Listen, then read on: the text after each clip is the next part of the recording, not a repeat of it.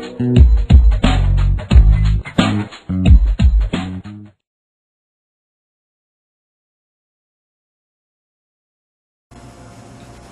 grande desafio hoje é justamente estarmos oferecendo aos pacientes os melhores cuidados baseados em evidências científicas na prática clínica. Sabemos que as condutas no ambiente médico e assistencial, ela pode ter uma variabilidade muito grande, decorrente de conhecimentos, capacidade do médico poder estar sumarizando essas evidências científicas, o tempo que esse profissional tem para a realização dos melhores cuidados, também os processos de educação continuada. A Sociedade Brasileira de Cardiologia é uma das sociedades médicas que tem prioritariamente desenvolvido diretrizes justamente em conformidade com a visão da Associação Médica Brasileira. Recentemente, uma importante diretriz de cuidado direcionada à insuficiência cardíaca crônica foi realizada e publicada nos arquivos brasileiros de cardiologia. Essa diretriz, coordenada pelo Grupo de Estudo de Insuficiência Cardíaca, tendo à frente o seu presidente, Dr. Marcelo Montera, diretor científico, Dr. Fernando Bacal, e o editor dessa diretriz, professor Edmar Bock, promoveu uma grande revisão de todos os temas envolvendo a insuficiência cardíaca. A sua íntegra está disponível para todos os profissionais de saúde no portal cardiol.br. Nesse terceiro slide, vocês podem não só estar olhando o escopo da insuficiência cardíaca na ótica justamente daquilo que nós consideramos a epidemiologia da síndrome. A insuficiência cardíaca é hoje um problema que acomete predominantemente os indivíduos idosos e, numa faixa mais avançada, as mulheres do que os homens. O que é importante é que, quando nós olhamos a insuficiência cardíaca, nós podemos estar analisando o seu impacto sobre toda uma população de risco, indivíduos hipertensos, diabéticos, coronariopatas, portadores de doença de Chagas, os indivíduos alcoolistas, portadores de HIV. Esses indivíduos hoje são considerados, mesmo sem ter sintoma, indivíduos de risco para a insuficiência cardíaca, assim como as pessoas submetidas à quimioterapia. A partir do momento que esse indivíduo tem sinais e sintomas de insuficiência cardíaca, nós temos uma tríade sintomática, basicamente dispneia, cansaço e edema de membros inferiores, nós passamos a observar a chamada insuficiência cardíaca sintomática. Numa fase avançada, isso leva à internação hospitalar, e nesse quarto slide vocês podem estar observando o impacto que tem no custo das internações no nosso Sistema Único de Saúde da insuficiência cardíaca. Embora os casos não tenham progredido ao longo da década, nós observamos que os custos com a internação da insuficiência cardíaca ela tem aumentado na última década no Brasil.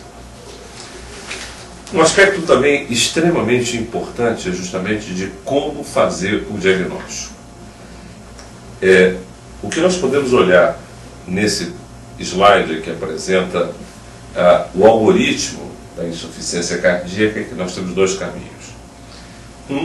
Se nós dispomos nesse paciente da dosagem do peptídeo natriurético cerebral, chamado BNP, nós podemos afastar insuficiência cardíaca naqueles indivíduos que apresentam um BNP ou um pró-BNP baixo. BNP menor do que 100 exclui insuficiência cardíaca. Esse é um exame realizado com uma dosagem plasmática e, com isso, permite o diagnóstico à beira do leito ou no consultório do médico de família. Isso tem sido testado, essa estratégia, em diferentes sistemas de saúde. Os indivíduos com valores acima de 400 de BNP, nós podemos dizer que esse paciente tem insuficiência cardíaca. E, obviamente, existe uma faixa cinzenta. Para aqueles indivíduos que nós temos dúvida da insuficiência cardíaca, ou já temos definido o seu diagnóstico, o ecocardiograma também é fundamental, porque ele não só define se esse indivíduo tem um padrão de uma valvopatia, uma doença pericárdica, e, portanto, aponta para uma etiologia dessa insuficiência cardíaca, mas também ajuda a separar dois grandes modelos de insuficiência cardíaca. Uma com a fração de ejeção acima de 50%, chamada insuficiência cardíaca com fração de ejeção normal, ou insuficiência cardíaca com fração de ejeção preservada, e o outro com fração de ejeção menor do que 50%, chamada insuficiência cardíaca com fração de ejeção reduzida. A insuficiência cardíaca com fração de ejeção reduzida frequentemente está associada a pós-infarto agudo do miocárdio, o alcoolismo, a presença de infecções virais, a miocardite, são causas como também a doença de Chagas em nosso meio. Enquanto que a ICFEM, a insuficiência cardíaca com fração de ejeção normal ou fração de ejeção preservada, frequentemente está associada a um fenótipo que é o paciente idoso, hipertenso, onde a hipertrofia leva a uma alteração na função diastólica, aumento das pressões de enchimento, e isso se traduz por cansaço, fadigabilidade e congestão. O último diapositivo apresenta para os senhores aquilo que hoje nós temos como as melhores recomendações baseadas em evidência na insuficiência cardíaca com fração de ejeção reduzida, ou também insuficiência cardíaca com disfunção sistólica.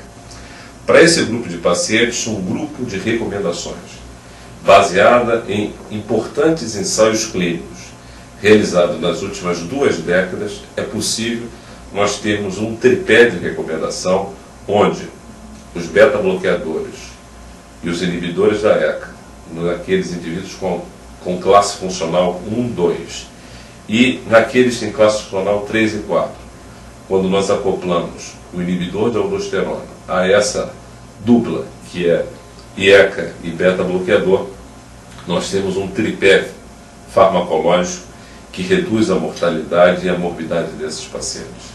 Quando eles apresentam edema, nós utilizamos diurético. Frequentemente hoje nós utilizamos em baixas doses o diurético, objetivando remover do paciente a presença do edema e da congestão sistêmica e pulmonar. Logo assim que é alcançado esse equilíbrio do líquido corporal, ou seja, quando o paciente já se encontra sem edema, nós procuramos utilizar a menor dose possível do diurético, já que essa droga induz alterações eletrolíticas, aumenta o risco de arritmias e não promove nenhum impacto em relação à mortalidade do ponto de vista de redução de mortalidade, como observada com os outros agentes. Em casos selecionados, onde o indivíduo apresenta sinais de bloqueio do ramo esquerdo, com um QRS alargado, acima de 140 milissegundos, em classe funcional 3 e 4, e já tratado maximamente com os medicamentos, o beta-bloqueador, inibidor da ECA, inibidor de aldosterona, nós podemos recomendar a utilização e emprego de marca-passos com ressincronização. E para um grupo seleto de pacientes, nós também podemos estar acoplando a utilização do marca-passo com atividade de desfibrilador implantável, que é capaz de reduzir a mortalidade para determinados grupos de insuficiência cardíaca.